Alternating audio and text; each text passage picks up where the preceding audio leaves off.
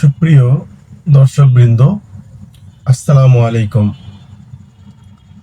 মানুষ social care আয়োজিত জানতে চাই অনুষ্ঠানের স্বাস্থ্য কথা আলোচনা অনুষ্ঠানে আপনাদের সবাইকে আন্তরিক শুভেচ্ছা এবং সুস্বাগতম।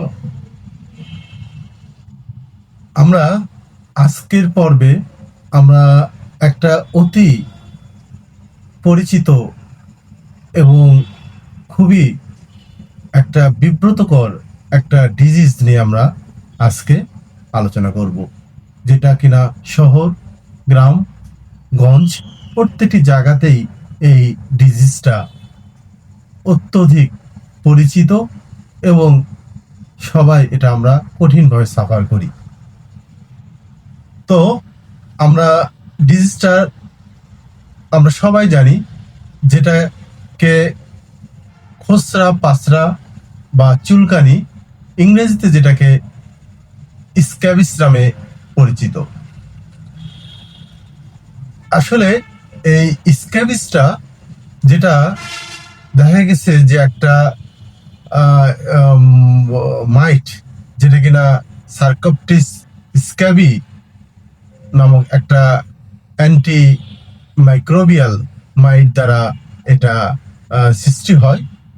তো এই মাইটটি বিশেষ করে আমাদের ত্বকের নিচে এটা গর্ত করে এটা চলাফেরা করতে থাকে এবং সেক্ষেত্রে প্রচুর পরিমাণে একটা অস্বস্তিকর অবস্থা এবং চুলকানির উদ্রেক হয়। তো এই যে স্ক্যাবিস, এই স্ক্যাবিসটা বা খুচরা পাসরা রোগটাকে আমরা কিভাবে এর লক্ষণটুকু আমরা বুঝতে পারবো। প্রথমেই যেটা দৃষ্টিগোচর হবে যে এতে কিন্তু তীব্র বা প্রচন্ড পরিমাণ গায়ে চুলকানি হবে। বিশেষ করে এই চুলকানিটা রাতের বেলায় বেশি বৃদ্ধি পায়।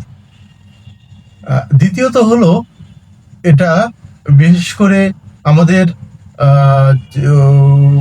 একটা লালচে ফুসকুড়ি দেখা দিবে স্কিনে, যেটা খুবই একটা অস্বস্তিকর অবস্থার সৃষ্টি করে। পাশাপাশি যেহেতু এটা আমাদের স্কিনের নিচে গর্ত করে এটা চলাফেরা করে, ফলে স্কিনের উপর থেকে দেখা যাবে যে এটা একটা আঁচড়ের মতো দাগ বা একটা সাইন আমরা দেখতে পাবো। এছাড়া মেজর কতগুলো লক্ষণ আমাদের বিভিন্ন শরীরের বিভিন্ন জায়গায় দেখা যাবে, যেমন বিশেষ করে হাতের দুই আঙ্গুলের মাঝে, পাশাপাশি বিশেষ করে হাতের কবজিতে, কনুইতে, আন্ডার আর্মসে এবং দেখা যাচ্ছে গলায়, বুকে, পিঠে এবং কোমরে, পাশাপাশি পুরুষদের সেক্সুয়াল অর্গানে এই ডিজিজটা এটা বেশি পরিমাণ প্রিভ্যালেন্স দেখা যায়। তো যদি এই ধরনের ডিজিজ যদি দেখা যায়, তাহলে এর চিকিৎসায় বা কি আছে? এর চিকিৎসাটা আসলে বিশেষ করে বাজারে বিভিন্ন পরিমাণ মেডিকেশন আছে। আমাদের যদি আমরা মেডিসিনের দিকে আমরা দৃষ্টিগোচর করি, সেক্ষেত্রে প্রথম ট্রিটমেন্ট অপশন হলো পারমিথ্রিন 5% ক্রিম। দ্বিতীয়ত হলো বেনজয়েল বেনজয়েট ব্যবহার করা যেতে পারে।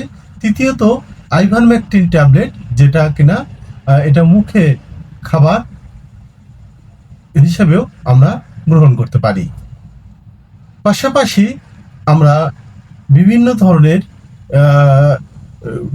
অবস্থা, বিশেষ করে আমরা যাতে করে এটাকে প্রতিরোধ করতে পারি, সেই জন্য আমরা যেহেতু এটা কন্টাজিয়াস, সেহেতু আমরা এটা যাতে করে একে অপরের সংস্পর্শে যত কম থাকা যাবে, তত এই ডিজিজের প্রিভ্যালেন্সটা কম হবে।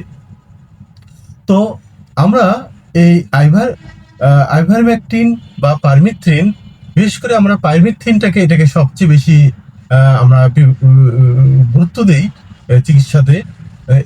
এটার ব্যবহার বিধিটা আপনারা বিভিন্ন ধরনের এই পারমিথ্রিন 5% ক্রিম এর বাজারে যেটা পাওয়া যায়, এখানে আপনারা এর ভিতরে একটা ইনার লিটারেচার আছে, সেখানে ব্যবহার বিধি লেখা আছে। আপনারা অবশ্যই একজন চিকিৎসকের পরামর্শক্রমে এটাকে ব্যবহার করবেন। সেখানে দেখবেন যে আপনার লেখা আছে যে আহ, শরীরের প্রতিটা অংশে, বিশেষ করে একেবারে গলা থেকে পা পর্যন্ত পুরা যে 5% ক্রিমটা আছে, এটা হলো 10 গ্রামের ক্রিম, যেটা পুরাটাই এটা ব্যবহার করতে হবে এবং রাত্রিতে সারা রাত্রি এটাতে গায়ে রাখতে হবে। পরের দিন সকালবেলা পরিধেয় সকল, বিশেষ করে পরিধেয় সকল কাপড় চোপড়, বালিশ, বিছানা, এগুলো ধুয়ে ফেলতে হবে। তো এই ক্ষেত্রে যদি আবার রিকারেন্ট না হয়, সেক্ষেত্রে সেম ট্রিটমেন্টটা কিন্তু আবার 7 দিন পরেও ব্যবহার করা যেতে পারে। তো আমাদের প্রিভেন্টিভ কি মেজার নেওয়া যেতে পারে?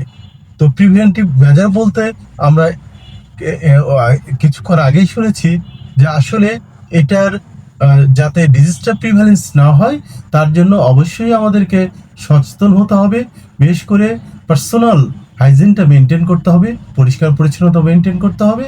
দ্বিতীয়ত, যত পারা যায় একে অপরের সংস্পর্শ থেকে, বিশেষ করে শারীরিক সংস্পর্শ থেকে দূরে থাকতে হবে এবং বিভিন্ন ধরনের গ্যাদারিং, বিশেষ করে ক্রাউড এরিয়া থেকে নিজেকে একটু দূরে রাখতে হবে।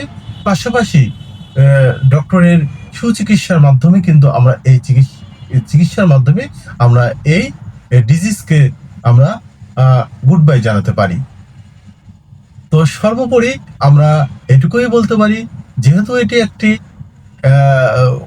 বিব্রতকর এবং সামাজিকভাবে এটি একটি নেগেটিভ অ্যাক্টিভিটি রিপ্রেজেন্ট করে, সো এই স্ক্যাবিক্স বা খুচরা পাচরা রোগ থেকে আমাদেরকে মুক্ত হতে হলে অবশ্যই আমাদেরকে ব্যক্তিগত সচেতনতা বৃদ্ধি করতে হবে, আমাদেরকে হাইজিন মেনটেন করতে হবে এবং ডক্টরের পরামর্শক্রমে আমাদের ওষুধ ব্যবহার করতে হবে, সেবন করতে হবে।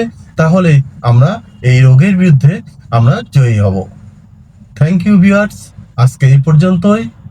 আজ কেমন লাগলো আপনাদের এই পর্বটি আপনারা কমেন্ট করে জানাবেন। পাশাপাশি আপনারা এটাকে শেয়ার করবেন, যাতে প্রত্যেকেই এই আলোচনাটুকু ও বিশেষ করে আমরা সকলের আমরা কর্ণকুহরে পৌঁছে দিতে পারি। তাহলে আমাদের সামাজিক, আমাদের যে সেবা, সোশ্যাল কেয়ার আমাদের, সেটা সবাই কিন্তু আমরা নিজ নিজ থেকে আমরা দায়িত্ব পালন করতে পারবো। Thank you everyone. আসসালামু আলাইকুম।